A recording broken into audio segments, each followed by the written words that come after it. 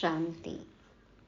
2 बार ज्ञान स्नान करने वाले बाप पर पूर्ण रीति बलिहार, श्रेष्ठ पर्सनैलिटी वाले मास्टर सर्वशक्तिमानों को सतगुरुवार की गॉडली मॉर्निंग। समय आ गया है अब हम फरिश्तों का अपने घर लौटने का। इसलिए इन स्थूल आँखों से जो कुछ भी दिख रहा है सब कुछ भूलना है, क्योंकि ये तो वैसे भी विनाश होने वाला है। तो अब सिर्फ एक मीठे अशरीरी बाप की ही याद हो, सदा रूहानी मिलन में खोए रहना है। बाबा आज हमें भक्ति व ज्ञान का कॉन्ट्रास्ट, अंतर समझाते हैं। क्या अनुभव हमें यहाँ हुआ जो भक्ति में कभी हुआ ही नहीं, ये समझेंगे आज। बाबा आज पहला पाठ आत्मा का भी और परमात्मा का भी दूसरा पाठ पक्का कराते हैं। पहला पाठ आत्मा अलग शरीर अलग, और दूसरा पाठ बाबा कहते हैं परमात्मा सर्वव्यापी नहीं है। फिर ड्रामा का पाठ, युगों का भी ज्ञान बाबा देते हैं।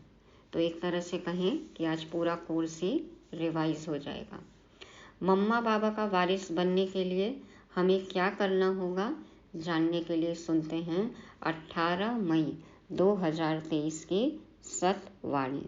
18 अध्याय है ना गीता के, तो संपूर्ण ज्ञान इन 18 अध्यायों में है। सुनते हैं सच्ची गीता। शिव भगवान उवाच, मीठे बच्चे, इन आँखों से जो कुछ देखते हो उसे भूलना है। सब शरीरधारियों को भूल अशरीरी बाप को याद करने का अभ्यास करो। बाबा कहते हैं स्थूल नेत्रों से हमें जो कुछ भी दिख रहा है, चाहे वो व्यक्ति, वस्तु, पदार्थ, कुछ भी हो, बाबा कहते हैं सबको भूलो, क्योंकि ये सब कुछ विनाशी है। सभी शरीरधारियों को भूलना है और एक अशरीरी बाप को याद करने की प्रैक्टिस करनी है हमें। 63 जन्मों से हमें अभ्यास हो गया है शरीर को देखने का। तो बाबा कहते हैं कि वो तो जैसे नेचुरल हो गया है, पक्का हो गया है। इसलिए हमें अब आत्माभिमानी होने की प्रैक्टिस करनी पड़ेगी, अभ्यास करना पड़ेगा। निराकारी बाप को ही याद करना है, अशरीरी बन के अशरीरी बाप को याद करना है। तो इसमें चाहिए अभ्यास, प्रैक्टिस। प्रश्न है आज का, तुम बच्चों का मुख ज्ञान से मीठा होता, भक्ति से नहीं, क्यों? भक्ति में तो इतनी मिठाइयाँ खाते हैं हम, तो क्या मुख मीठा होता नहीं है? कौन से मुख की बात कर रहे हैं बाबा? तृप्ति हुई, मन संतुष्ट हुआ? तो बाबा कहते हैं बच्चों का मुख ज्ञान से मीठा होता, भक्ति से नहीं। देखो, ज्ञान में बाबा को याद करते ही, खुद को जानते ही, बाबा को यथार्थ जानते ही कितना मीठापन का अनुभव होता है ना। मुरली की शुरुआत ही बाबा मीठे बच्चे से करते हैं, तो मुख मीठा होता है, मन ही मीठा हो जाता है, हम ही मीठे हो जाते हैं। उत्तर में बाबा कहते क्योंकि भक्ति में भगवान को सर्वव्यापी कह दिया है। सर्वव्यापी कहने से बाप और वर्षे की बात खत्म हो गई है, इसलिए वहाँ मुख मीठा नहीं हो सकता। सबसे मीठा कौन है?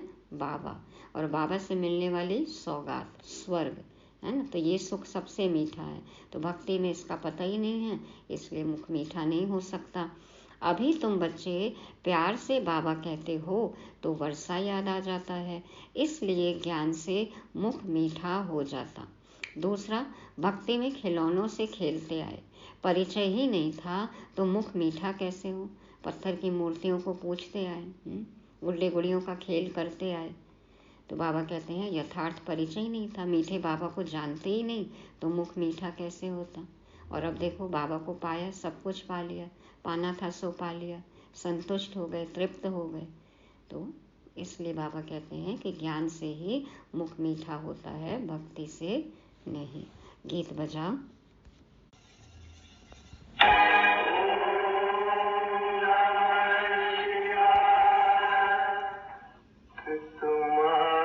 सहायक स्वामी सखा, तुम ही सबके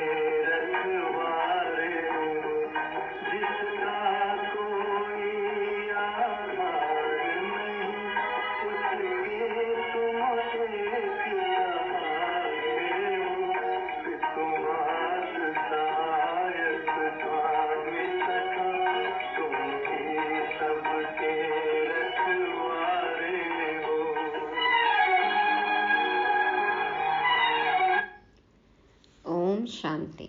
शिवाय नमः अथवा नमस्ते भी कहा जाता है। नमस्ते हमेशा बड़ों को की जाती है। नमस्ते माना मैं आत्मा आपको नमन करती हूँ। तो बाबा कहते हैं मनुष्यों का बुद्धि योग पतित पावन बाप के साथ नहीं है। पतित को पावन बनाने वाला है ही एक, उनको कहा जाता है शिवाय नमः। तो बाबा में इतने गुण हैं, बाबा की इतनी महिमा है, उसको नमन। तो यह भी बुद्धि में आता है कि शिव तो है निराकार। अगर शंकर को नमः करेंगे तो कहेंगे शंकर देवताय नमः। शिवाय नमः वह अलग हो गया, शंकर देवताय नमः वह अलग हो गया। ब्रह्मा देवताय नमः कहते हैं, ब्रह्मा तो है यहाँ। जब तक सूक्ष्म वतनवासी न बने तब तक उनको देवता कहा न जाए। यहाँ तो है प्रजापिता। जब तक यह प्रजापिता है, मनुष्य तन में है, तब तक इनको देवता कह नहीं सकते। देवता तो सूक्ष्म वतनवासियों को या तो जो नई दुनिया में रहते हैं उनको कहा जाता है। संपूर्ण स्वरूप को देवता कहते हैं। पुरुषार्थी को तो देवता नहीं कहेंगे ना, हम ब्राह्मण पुरुषार्थी हैं। तो बाबा कहते हैं देखो, बाबा के आगे क्या लगता है, शिव परमात्माए नमः, और बाकी सबके आगे चाहे ब्रह्मा विष्णु शंकर देवताए नमः कहते हैं। तो बाबा कहते हैं कि तुमको भी इस समय ब्राह्मण कहा जाता है, परंतु तुम दैवी बुद्धि अर्थात देवता बनने के लिए पुरुषार्थ कर रहे हो। तो जब तक प्रजापिता है तो देवता नहीं कहेंगे।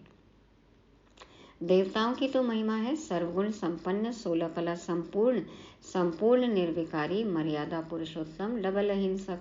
तो ब्रह्मा विष्णु शंकर की यह महिमा नहीं है।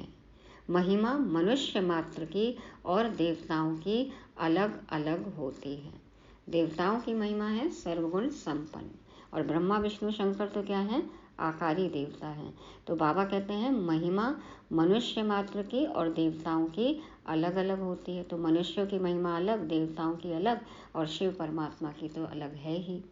तो प्रेसिडेंट है, उनका पार्ट अपना, प्राइम मिनिस्टर का पार्ट अपना है। ड्रामा में पार्ट तो अलग अलग होगा ना। तो जब शिवाय नमः कहते हैं तो शिव बाबा ही है। ब्रह्मा देवताय नमः, विष्णु देवताय नमः अलग है। शिव बाबा को ऐसे नहीं कहेंगे, उनको कहेंगे परम पिता परमात्मा शिव, क्योंकि शिव और शालिग्राम हैं। वह छोटे छोटे दिखाते हैं, वह बड़ा है। बाबा ने समझाया है कोई भी छोटे बड़े नहीं होते हैं।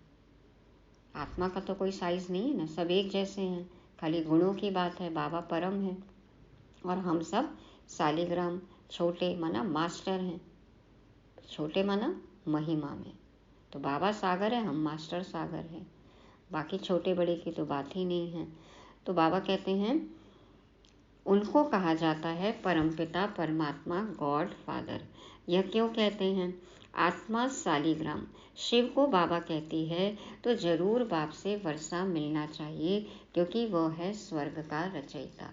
जरूर आदि सनातन देवी देवता धर्म की रचना परम पिता परमात्मा ने की होगी और कोई कर न सके। उस बाप को सर्वव्यापी कहने से वर्षे का नाम निशान गुम हो जाता है। जैसे कहते हैं कि गॉड इज ओमनी प्रेजेंट, हाजिरा हुजूर है। कसम भी जो उठाते हैं वह झूठा, कि ईश्वर को हाजिर नाजिर मान के कसम खाओ कि ईश्वर यहीं पे है, सर्वव्यापी है, ओमनी प्रेजेंट है, नजर आ रहा है, और फिर कसम उठाओ तो आता है उस समय नजर है बाबा वहां पर, उस समय भगवान है, ईश्वर है। मम्मा ने देखो कोर्ट में मना कर दिया कि मैं तो कसम नहीं उठाऊंगी, यहाँ भगवान मुझे दिख ही नहीं रहा है, हाजिर ही नहीं है। फिर जज को उनकी बात माननी पड़ी। तो बाबा कहते इस तरह से यदि कसम उठा लेते हैं तो फिर ये तो गलत है, झूठ है। कहते हैं ईश्वर बाप को हाजिर नाजिर जान, कसम उठाओ तो बाप को जानते ही नहीं, पता ही नहीं है कि बाबा तो सर्वव्यापी है ही नहीं भगवान, तो इसलिए सब झूठ है। तुम बच्चे जानते हो ईश्वर अभी हाजिर है ना, अभी ईश्वर हाजिर है, बरोबर वह सुप्रीम सोल है। हम बाबा के सम्मुख है, अभी बाबा हाजिर है, यहाँ पर आए हुए हैं, नजर आ रहे हैं हमें, हाँ साकारी देह में। तो दिव्य दृष्टि से हम देख सकते हैं, अनुभव कर सकते हैं। तो उनकी महिमा सबसे न्यारी है। एक तो निराकार है, उसका नाम शिव है। उसका जिस्मानी नाम कभी पड़ता नहीं है। बाकी सभी के नाम होते हैं जिस्म के, जन्म बाई जन्म शरीर के नाम बदलते रहते हैं। बाकी आत्मा आत्मा ही है, मनुष्य का नाम बदलता है। कहेंगे फलाने का पितृ अथवा श्राद्ध खिलाते हैं तो वह याद आता है। कोई आत्मा चली जाती है तो उनका नाम लेके कहते हैं उनके लिए श्राद्ध रखा है, उनका श्राद्ध कर रहे हैं, भोजन बनाते हैं, तो वो याद आता है। अब जिस्म तो उनका जल जाता है, जिस्म तो जल जाता है ना, खत्म हो जाता है। बाकी रहती है आत्मा, तो आत्मा को खिलाते पिलाते हैं। आत्मा को निर्लेप कह ना सके। अब भक्ति में क्या कहते हैं? आत्मा निर्लेप है, लेप छेप नहीं लगता। देखो पाप आत्मा, पुण्य आत्मा, देवात्मा, धर्मात्मा, ये सब आत्मा से ही विशेषण जुड़ते हैं ना। तो आत्मा निर्लेप क्यों कह दिया भक्ति में? क्योंकि आत्मा को यहाँ कर्मों के अच्छे बुरे प्रभाव से प्रभावित नहीं होना है। बाबा ने हमें ये सिखाया, उपराम रहना है, न्यारे रहना है। लेकिन जो हम कर्म करेंगे गलत सही, उसका फल तो आत्मा के साथ जाता ही है ना, संस्कार तो आत्मा के साथ जाता ही है ना। तो बाबा कहते हैं आत्मा को निर्लेप कह न सके। बाप बैठ समझाते हैं, जब कोई शरीर छोड़ते हैं तो शरीर तो खत्म हो गया, फिर किसको खिलाते हैं? भले खिलाएंगे आत्मा को तो भी शरीर में मोह रहता है। यहाँ बाबा कहते हैं कोई के शरीर के साथ मोह नहीं रखो। देखो वेंटिलेटर पर भी रखे रहते हैं, जाने नहीं देते। आत्मा भी कितना तड़पती है। ये आत्मा का किसी में मोह रहता है तो देखो शरीर भी नहीं छोड़ती है। तो इसलिए बाबा कहते हैं मोह जीत बनो, किसी से मोह नहीं रखो, न किसी में अटको और न किसी को अपने में अटकाओ। बिल्कुल नष्टो मोहा बनो, मोह बिल्कुल खत्म हो जाए। सब शरीरों को बुद्धि से निकालना है। बुद्धि में कितने शरीर हमने भर रखे हैं, हाँ, कितने देहधारी भर रखे हैं। बाबा कहते हैं निकालो सबको। अब इन आँखों से जो देखते हो वह भूलना है। जो इन आँखों से दिख रहे हैं उनको निकाल दो बुद्धि से, और जो नहीं दिख रहा है निराकार शिव बाबा, उनको बुद्धि में बिठा लो। तो बाबा कहते हैं सब कुछ भूलना है। बाप सिर्फ कहते हैं मुझे याद करो। मेरा तो कोई शरीर नहीं है, इसलिए डिफ़िकल्टी होती है। बच्चे क्या बोलते हैं कि बाबा आप तो दिखते नहीं हैं, तो कैसे बसाएं आपको, कैसे बिठाएं? तो वैसे भी बुद्धि में कोई शरीर तो बिठा नहीं सकते हैं ना, वो तो संकल्प होते हैं। तो बाबा कहते हैं कि बल्कि तो और आसान होना चाहिए ना बाबा को बिठाना, वो तो निराकार है, तो हम हल्के भी रहेंगे उनको बुद्धि में बिठाएंगे। तो देहधारियों को बिठाएंगे तो देखो मन भारी हो जाता है। तो बाबा कहते हैं मेरा तो कोई शरीर नहीं है, इसलिए डिफ़िकल्टी होती है। सगाई की अंगूठी पहनाते हैं ना, अब वह तो निराकार है, उसका कोई चित्र नहीं है, क्योंकि हम देह अभिमान में रहे आए 63 जन्मों से। इसलिए बाबा कहते हैं कि आदत हो गई देखने की, देह देखने की, इसलिए डिफ़िकल्टी होती है। सगाई की अंगूठी पहनाते हैं ना, देखो बाबा के बन जाते हैं तो भी सगाई की अंगूठी पहनते हैं, लौकिक में भी पहनते हैं, और बाबा के बन गए तो भी देखो बाबा के नाम की अंगूठी पहनते हैं। तो अब वह तो निराकार है, बाबा का तो चित्र नहीं है, शरीर नहीं है। अंगूठी पहनाई जाती है कि निराकार शिव बाबा को याद करो। नई बात हो गई ना। मनुष्य मरता है तो समझो वह खत्म हो गया, उसका पितृ किसको खिलाते हैं? जरूर आत्मा आएगी, संस्कार आत्मा ले जाती है। यह खारा है, यह मीठा है, किसने कहा? आत्मा ही अनुभव करती है ना, शरीर की कर्मेंद्रियों के द्वारा। तो बाबा कहते हैं कि खारा मीठा ये किसने कहा? आत्मा कहती है मेरी जबान को कड़वा लगा, मेरे कान बहरे हैं, मेरे माथे में दर्द है। तो ये मेरा मेरा कहने वाला कौन है? मनुष्य भूल गए हैं। बाप समझाते हैं आत्मा ही दुख सुख भोगती है, अभोक्ता सिर्फ बाप है। बाबा अभोक्ता है क्योंकि शरीर में नहीं आते, और आत्मा शरीर में आती है, इसलिए दुख सुख भोगती है। बाप ही बैठ आत्मा का ज्ञान देते हैं। बाकी आत्मा सो परमात्मा कहना यह बड़े ते बड़ा अज्ञान है। आत्मा ही परमात्मा बन जाती है या हर आत्मा में परमात्मा है, ये जानना, ये समझना, ये तो सबसे बड़ा अज्ञान है। उसी के कारण देखो आज हर मनुष्य आत्मा दुखी है, खुद को परमात्मा समझ बैठे हैं। सारी दुनिया में कहते हैं परमात्मा सर्वव्यापी है, फिर उनको याद करने से क्या मिलेगा?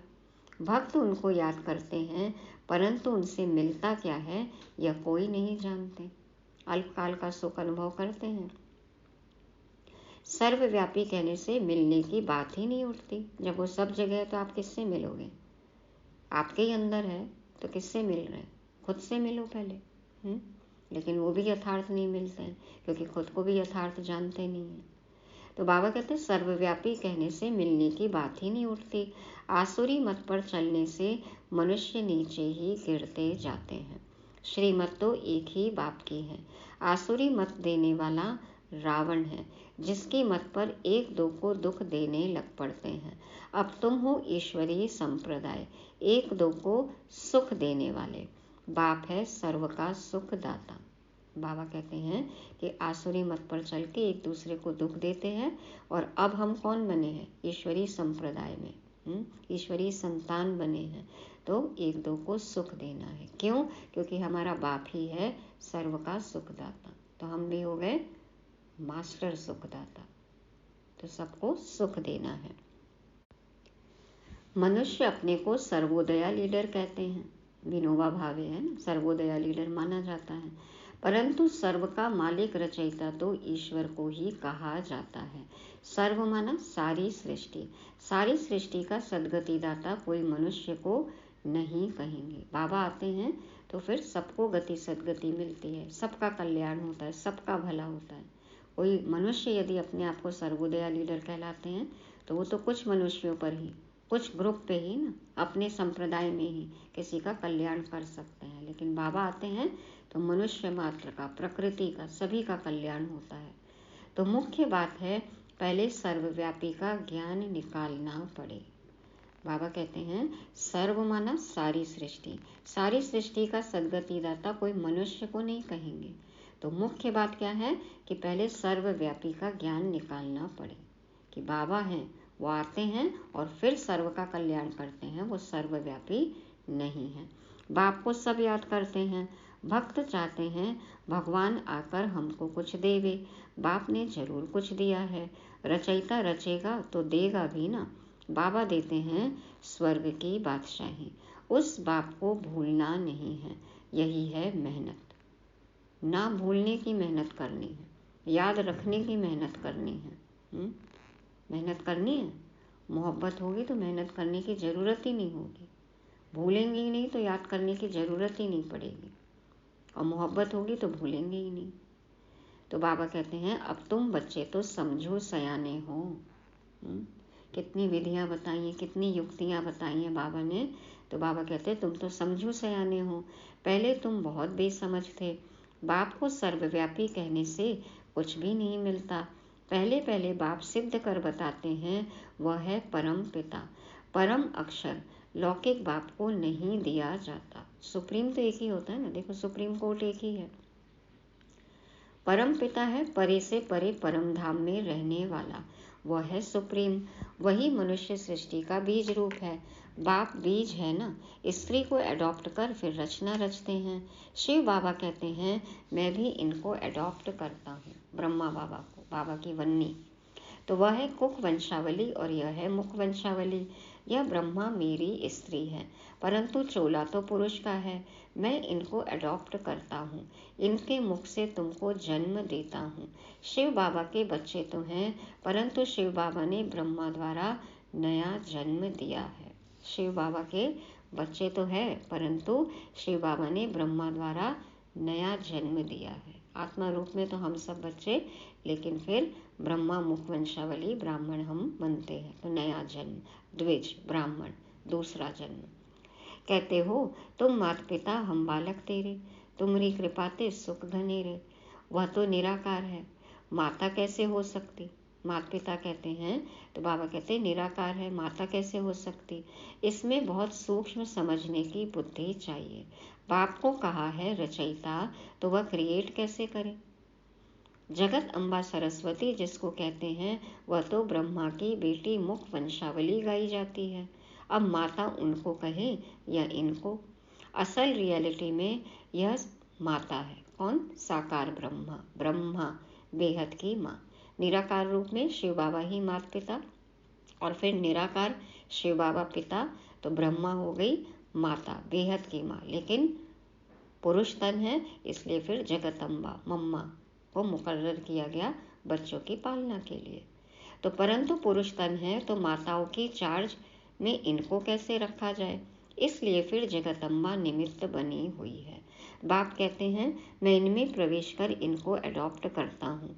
फिर तुम कहते हो हम ब्रह्मा द्वारा ईश्वर के बच्चे बने हैं, ईश्वर हमारा दादा है। यह बातें शास्त्रों में है नहीं। देखो, भगवान दादा, भगवान हमारा दादा है, भगवान हमारा पिता है, तो ये सब बातें तो शास्त्रों में नहीं है। यह सब है भक्ति मार्ग के खिलौने। खिलौनों से मनुष्य का मुख मीठा नहीं होता। इतने शास्त्र पढ़ते आए, इतने वेद उपनिषद सब कुछ है, लेकिन देखो फिर भी क्यों दुखी होते रहे। मिठाई मिली तो खुश होना चाहिए ना, मिठाई तो मिली ही नहीं। बाबा मिला, मुरली सुन रहे हैं, तब देखो खुशी है। तो बाबा कहते हैं कि खिलौनों से मनुष्य का मुख मीठा नहीं होता। यहाँ तो टेम्पटेशन है बाप से वर्षा मिलने की। सर्वव्यापी कहने से किसका मुख भी मीठा नहीं होता है। सारी दुनिया में यह सर्वव्यापी का ही ज्ञान है। इस समय जो बच्चे हैं उन्हों की ही बुद्धि में हमारी याद है, तो उन्होंने फिर लिख दिया है मैं सर्वव्यापी हूँ। तो ये सारी गड़बड़ किसने की? हमने की। बाबा ने ही तो हमें ज्ञान दिया ना। हमारी बुद्धि में ही है बाबा की याद, हमारी बुद्धि में है बाबा। हमने ही शास्त्र बनाए, बाकी आत्माएं तो बाद में आई ना। तो हमने ही लिख दिया कि बाबा सर्वव्यापी है, क्योंकि हमें बाबा का प्यार सब जगह अनुभव हुआ। और बाबा कहते तुमको बाप समान बनना है। तो हर बच्चा इधर उधर, देखो हर देश में है ना बाबा का बच्चा, तो सब जगह हो गया। तो बाप समान दिखने लग गए, तो लगा सर्वव्यापी है। सब में भगवान दिखने लग गए, सब बाप जैसे बनने लग गए। बने हम बाप समान, लेकिन बाप जैसे, तो वो समान, वो जैसा शब्द भूल गए और लिख दिया कि भगवान सर्वव्यापी है। तो गड़बड़ हमने की, तो सबको बताना भी तो हमें पड़ेगा ना, अपनी गलती सुधारनी भी पड़ेगी। जो भूल की और भूल बनना भी पड़े, सबको बनाना भी पड़े। तो सभी मनुष्य मुझे याद करते हैं, परंतु जानते नहीं हैं तो अर्थ का कितना फर्क कर दिया है। तो हमारी जिम्मेवारी है सही अर्थ बताना। रस्सी को सांप बना दिया है, देखो कितनी बड़ी भूल कर दी ना, रस्सी को सांप बना दिया। अब बाप कहते हैं मेरे को याद करो और कोई को नहीं। रस्सी में तो कोई जान नहीं है ना, और सांप तो चैतन्य है। अपने आप को ही हम कहने लग गए भगवान। तो बाबा जैसी पावर है? बाबा तो सागर है, हम मास्टर हैं। तो बाबा कहते हैं रस्सी को सांप बना दिया है। अब बाप कहते हैं मेरे को याद करो और कोई को नहीं। तो जो भी हमने सच को झूठ बना दिया, तो वो झूठ को अब वापस हमें सबको सत्य बना के बता के सत्य को सिद्ध करना है। तो बाबा कहते हैं मेरे को याद करो और कोई को नहीं। इसका मतलब ये नहीं है कि मैं सर्वव्यापी हूँ। तुम जानते हो हमारी आत्मा बाबा को याद करती है, तो सर्वव्यापी अक्षर में फर्क हो गया। यह भी ड्रामा की भावी है, फिर भी ऐसे ही होगा। अभी बाबा समझा रहे हैं, फिर 5000 साल बाद हम फिर से यही काम करेंगे। तो बाबा कहते होना ही है। यदि हम ये गलती ना करें तो बाबा आए फिर? तो प्यारी गलती है ये, लेकिन देखो दुखी हो गए। खैर ड्रामा में नून है। बाबा कहते होना ही है। इस समय जो एक्ट चली, शूट हुआ, उसको ड्रामा कहेंगे। अनादि बना बनाया ड्रामा है, इसमें कोई फर्क नहीं पड़ सकता। जो किया हमने वो फिर से होगा, लेकिन आगे क्या करना है ये जो बाबा हमें कह रहे हैं वो करना है, क्योंकि आगे क्या होने वाला है वो हमें नहीं पता। जो हम करेंगे वही होगा। तो ड्रामा शब्द पास्ट के लिए है, पुरुषार्थ के लिए नहीं कि जो होगा अपने आप हो जाएगा। वो अलग बात है कि हम वही करेंगे जो पहले करे थे, लेकिन हमें क्या पता हमने क्या किया है। इसलिए बाबा कहते हैं अनादि बना बनाया ड्रामा है, इसमें कोई फर्क नहीं पड़ सकता। यह चित्र आदि सब ड्रामा अनुसार बच्चों द्वारा बनवाए गए हैं। यह खुद कहते हैं मैं कुछ नहीं जानता था। ब्रह्मा बाबा भी देखो भक्ति में थे। अब बाप ने दिव्य दृष्टि दी है। दिव्य दृष्टि दाता तो वह है ना, नए नए चित्र बनवाते रहते हैं। एक बार बनाया फिर पॉइंट निकलती है तो करेक्ट करना पड़ता है। ब्रह्मा के आगे प्रजापिता अक्षर जरूर लिखना पड़े। बाबा ने ही सब ज्ञान दे के, समझा के, साक्षात्कार करके सब जो है करा के चित्र बनवाए थे और फिर बाबा को दिखाया जाता था। ब्रह्मा बाबा ने भी जैसे जैसे समझा तो चित्र बनवाए बैठ के फिर बाबा को दिखाते थे और फिर बाबा करेक्ट कराते थे। सभी का, बहुत सारे बच्चों का पाठ था, बहुतों ने साक्षात्कार किया। तो बाबा कहते हैं ब्रह्मा के आगे प्रजापिता अक्षर जरूर लिखना पड़े, नहीं तो मनुष्य समझते नहीं। कहते हैं ब्रह्मा मुख वंशावली तो औलाद हुए ना, ब्रह्मा की औलाद तो ब्राह्मण हुए ना। तुम बच्चे जानते हो प्रैक्टिकल में हम ब्रह्मा की औलाद शिव के पोत्रे हैं। पहली पहली बात है ही बाप और वर्षे की, जिससे मुख भी मीठा हो। बाप स्वर्ग का रचयिता है तो जरूर वर्षा मिलना चाहिए। कोई नहीं लेते हैं तो समझो हमारे दैवी धर्म के नहीं हैं। आकर समझेंगे वही जो देवी देवता पद पाने वाले होंगे। मुख्य बात है पवित्रता की। पवित्र रहने बगैर रक्षाबंधन हो ना सके।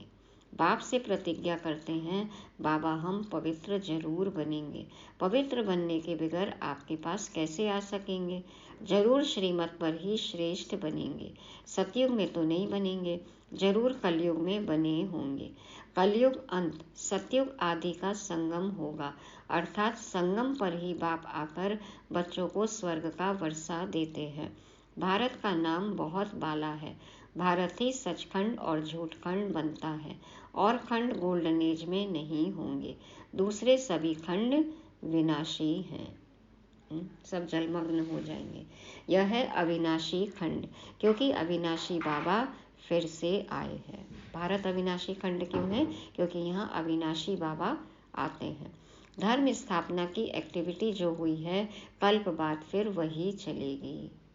बाबा आते हैं और बच्चों की मदद से धर्म की स्थापना करते हैं। ये जो एक्टिविटी चली हुई है ये हर कल्प में रिपीट होती है। बाप कितना वर्षा देते हैं। मोस्ट बिलीवेड बाप है। गृहस्थ व्यवहार में रहते हुए तुम प्रवृत्ति मार्ग वालों को पवित्र जरूर बनना है। सन्यासियों का, निवृत्ति मार्ग वालों का धर्म ही अलग है। वैसे और अलग अलग अनेक धर्म हैं, वह स्वर्ग में नहीं आएंगे। जो हमारे धर्म के और धर्मों में मिल गए हैं वही निकलेंगे। देख रहे हैं ना, सब जगह से बाबा के बच्चे आ रहे हैं यहाँ। तो अब तुमको कितना ज्ञान मिला है। तुम्हारा तीसरा नेत्र खुला है, त्रिकालदर्शी तुम बन रहे हो। सिवाय तुम ब्राह्मणों के और कोई भी मनुष्य मात्र त्रिकालदर्शी नहीं होते। देवताएं भी त्रिकालदर्शी नहीं हैं। सिर्फ इस समय ही हम ब्राह्मण त्रिकालदर्शी होते हैं। आदि मध्य अंत का ज्ञान हमें बाबा से मिलता है। बाप कहते हैं तुमको तीसरा नेत्र दे सज्जा बनाता हूँ। अंधा जिसको आँख नहीं, ज्ञान नहीं, और बाबा कहते हैं तुमको सज्जा, आँख वाला तीसरा नेत्र देते हैं, है ना। तो देखो हमारा अंधापन दूर करते हैं बाबा, अज्ञान दूर करते हैं, तो सज्जा बनाता हूँ। दो नेत्र भले ही हों लेकिन बाप का और रचना का पता नहीं हो तो भी अंधे, तो बाबा हमें ज्ञान का तीसरा नेत्र देकर सज्जा बनाते हैं, ज्ञान में लाते हैं, आँख वाला बनाते हैं बाबा हमें। तो तुम बच्चे जानते हो हमारा अब तीसरा नेत्र खुल रहा है। जैसे बाप में सारी सृष्टि के आदि मध्य अंत का ज्ञान है, वैसे हम जो उनके बच्चे हैं हमको भी बाबा द्वारा ज्ञान मिला है। तो अब क्या किया, दो जो स्थूल नेत्र हैं उनसे जो कुछ भी दिख रहा है वो सब विनाशी है, हमें पता है। तो अब हर चीज को ज्ञान के तीसरे नेत्र से देखना, उन दो नेत्रों को आराम देना है। हर चीज हमें ज्ञान के तीसरे नेत्र से, दिव्य दृष्टि से, दिव्य बुद्धि से देखना है। नया नया ये नेत्र मिला है ना, तो इसको यूज करना है। तो बाबा कहते हैं जैसे बाप में सारी सृष्टि के आदि मध्य अंत का ज्ञान है, वैसे हम जो उनके बच्चे हैं हमको भी बाबा द्वारा ज्ञान मिला है। गोया हम मास्टर ज्ञान सागर बन रहे हैं, और किसको मास्टर ज्ञान सागर नहीं कहेंगे। परंतु तुमको भी ज्ञान सागर नहीं कहेंगे, तुम ज्ञान नदियाँ हो। बाकी ऐसे नहीं, अर्जुन ने तीर मारा और गंगा निकल आई, न ही गऊ के मुख से पानी निकल आता है। वहाँ गंगा कहाँ से आएगी? कहा तुम 2 भुजा वाले, कहाँ वह जगत अम्बा को 4-6 भुजाएं दे देते हैं। तुम बच्चों को बहुत कुछ समझाना है। हम अर्जुन है ना, पहले ज्ञान खुद समझना है, फिर तीर मारा तो गंगा निकल आई, तो हम औरों को समझाएंगे तो उनको भी ज्ञान मिलेगा। और ना ही गऊ के मुख से पानी निकल आता है, माना हम बच्चों के मुख से ज्ञानामृत निकलता है। बाबा से पहले हम सुनते हैं, ज्ञानामृत का रसपान करते हैं, फिर औरों को बताते हैं। तो उसका भक्ति में देखो बता दिया, किससे कहानी बता दी। तो बाबा कहते हैं तुम हो 2 भुजा वाले, और वो जगत अम्बा को 4-6 भुजाएं देते हैं, माना हम शक्तिशाली बन जाते हैं। ज्ञान अमृत पी के आत्मा शक्तिशाली बन जाती है। तो शक्तियों को कैसे दिखाया? भुजाओं के रूप में। तो ये सब बातें जो है हमें औरों को भी समझानी है। बाबा कहते हैं बहुत कुछ समझाना है। कई बच्चे कहते हैं कि बाबा की याद नहीं रहती है, अपने को आत्मा नहीं समझते, घड़ी घड़ी भूल जाते हैं। बाप को याद नहीं करेंगे तो वर्षा कैसे मिलेगा? बाबा कहते हैं निरंतर मुझे याद करो तो उसी योग बल से तुम्हारे विकर्म विनाश होंगे। याद नहीं करेंगे तो मम्मा बाबा के तख्त नशीन कैसे बनेंगे? बाबा को याद नहीं करेंगे, ऊंच पद कैसे मिलेगा? कैसे बैठेंगे हम माँ बाप की गद्दी पर? श्री लक्ष्मी श्री नारायण पद पाना है ना हमें भी, बाबा मम्मा के बाद में। तो माँ बाप के तख्त नशीन नहीं बने तो बाबा कहते उनको कपूत कहा जाएगा। तो मेहनत करना है, सपूत बनना है। सपूत बच्चे तो बाप को निरंतर याद करने का खूब पुरुषार्थ करते रहेंगे। पुरुषार्थ एक ही है कि बाबा को याद करना, अंत तक करना ही है। बाप को जितना याद करेंगे उतना तुम्हारी कमाई है। अपना चार्ट रखो, अकाउंट देखते हैं ना कितना हो गया जमा, तो बाबा कहते हैं अपना चार्ट रखो, देखो कितनी कमाई की है। जो ओटे सो अर्जुन, अब जो करेगा वो पाएगा। ज्ञान अर्जन करना है, बाबा को याद करना है, जो करेगा वो पाएगा। उन्हें ही वारिस कहा जाता है। बाबा कहते हैं वही वारिस क्वालिटी आत्मा है। जो बाबा ने कहा वो किया तो अर्जुन, अलौकिक जन, जो सबसे अलग, जो बाबा कहे वो तुरंत करने वाला अर्जुन। तो बाबा कहते हैं उन्हें ही वारिस कहा जाता है। अच्छा, मीठे मीठे सिके लदे रूहानी बच्चों प्रति माता पिता बाप दादा का याद प्यार और गुड मॉर्निंग। रूहानी बाप के रूहानी बच्चों को नमस्ते। हम रूहानी बच्चों के रूहानी बाप दादा को याद प्यार, गुड मॉर्निंग और नमस्ते। शुक्रिया बाबा, शुक्रिया। धारणा के लिए मुख्य सार। पहला पॉइंट, ईश्वरीय मत पर 1-2 को सुख देना है, किसी को भी दुख नहीं देना है, बाप समान सुखदाता बनना है। दूसरा, इन शरीरों से मोह निकाल नष्टो मोहा बनना है। सपूत बच्चा बन निरंतर बाप को याद करने का पुरुषार्थ करना है। वरदान है, हंस आसन पर बैठ हर कार्य करने वाले सफलता मूर्त विशेष आत्मा भव। हंस आसन पर बैठ हर कार्य करने वाले सफलता मूर्त विशेष आत्मा भव। बाप दादा समझाते हैं, जो बच्चे हंस आसन पर बैठकर हर कार्य करते हैं उनकी निर्णय शक्ति श्रेष्ठ हो जाती है। इसलिए जो भी कार्य करेंगे उसमें विशेषता समाई हुई होगी। बाबा कहते जो हंस आसन पर बैठकर कार्य करते हैं उनकी निर्णय शक्ति श्रेष्ठ हो जाती है। इसलिए जो भी कार्य करेंगे उसमें विशेषता समाई हुई होगी। क्योंकि हंस क्या करता है? मोती चुगता है, कंकड़ छोड़ देता है। तो जैसे कुर्सी पर बैठकर कार्य करते हो वैसे बुद्धि इस हंस आसन पर रहे तो लौकिक कार्य से भी आत्माओं को स्नेह और शक्ति मिलती रहेगी। यदि हम सही निर्णय ले रहे हैं, सही कार्य कर रहे हैं, बुद्धि पवित्र है, नीर और क्षीर, माना जो व्यर्थ है और समर्थ है उसकी हमें समझ है और उस अनुसार हम कोई भी कार्य कर रहे हैं लौकिक में भी, तो बाबा कहते हैं उससे भी आत्माओं को स्नेह और शक्ति मिलेगी। क्योंकि हमारा हर कर्म यथार्थ होगा तो हर कार्य सहज ही सफल होता रहेगा। और समर्थ कार्य है, बाबा की याद में कर रहे हैं तो सफलता तो मिलनी ही है। तो स्वयं को हंस आसन पर विराजमान विशेष आत्मा समझ कोई भी कार्य करो और सफलता मूर्त बनो। पवित्र बुद्धि से सही निर्णय लेते हुए, बाबा को साथ में रखते हुए हम कोई भी कार्य करेंगे, समर्थ कार्य करेंगे, तो बाबा कहते हैं सफलता तो मिलनी ही मिलनी है। स्लोगन है, स्वभाव के टक्कर से बचने के लिए अपनी बुद्धि, दृष्टि व वाणी को सरल बना दो।